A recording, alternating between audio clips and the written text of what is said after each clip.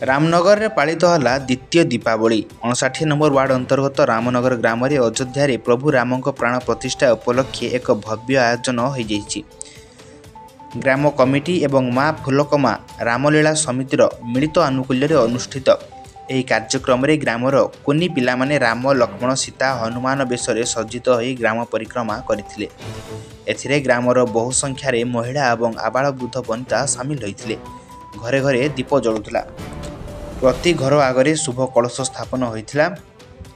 ବିଭିନ୍ନ ଆତସବାଜିରେ ଗାଁ କମ୍ପୁଥିଲା।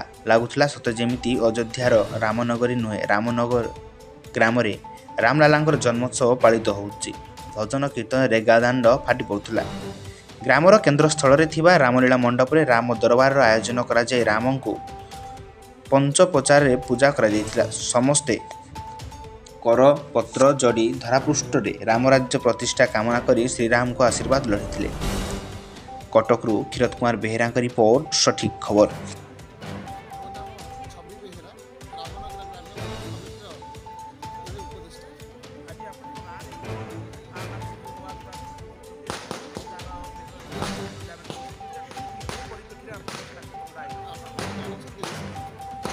ଦୀର୍ଘ 500 ବର୍ଷର ଏବଂ ବିଭିନ୍ନ ବାଧାବିଘ୍ନ ସତ୍ତ୍ୱେ ଭାରତ ବର୍ଷରେ ଆଜି ମହାପ୍ରଭୁ ଶ୍ରୀରାମଙ୍କର ମର୍ଯ୍ୟାଦା ପୁରୁଷ ଶ୍ରୀରାମଙ୍କର ପ୍ରାଣ ପ୍ରତିଷ୍ଠା ହେଲା।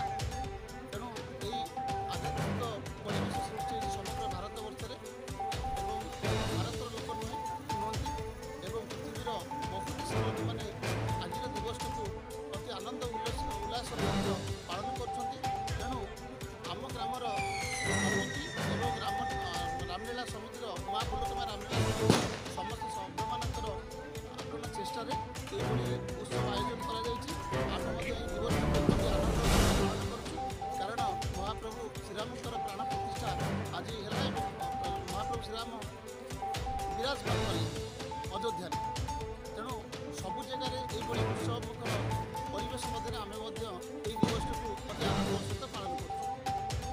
ଆଜି ପବିତ୍ର ଭାରତ ବର୍ଷର ମର୍ଯ୍ୟାଦା ପୁରୁଷ ଶ୍ରୀରାମଚନ୍ଦ୍ରଙ୍କର ପ୍ରାଣ ପ୍ରତିଷ୍ଠା ଉତ୍ସବ ହେଉଛି, ଯେଉଁଗୁଡ଼ାକି ଦୀର୍ଘ 500 ବର୍ଷ ପ୍ରତିକାର ଅନ୍ତ ଘଟିଛି। ସେହି ଉତ୍ସବର ଆନନ୍ଦର ମାହୋଲ ମଧ୍ୟ ଦେଇ ପ୍ରତି ଭାରତର ପ୍ରତି କୋଣ ଅନୁକୂଳ ପ୍ରତି ଗାଁ ଗଣ୍ଡାରେ ଏହି ଉତ୍ସବ ପାଳନ କରାଯାଉଛି। ରାମ ଲକ୍ଷ୍ମଣ ସୀତା ହନୁମାନଙ୍କୁ ପରିକ୍ରମା କରାଯାଉଛି, ତାଙ୍କୁ ପୂଜା କରାଯାଉଛି, ତାଙ୍କ ଆଶୀର୍ବାଦ ମଧ୍ୟ ନିଆଯାଉଛି। ସେହି ପରିପ୍ରେକ୍ଷୀରେ ଆମ ଗ୍ରାମରେ ମଧ୍ୟ ଆମେ ସେହି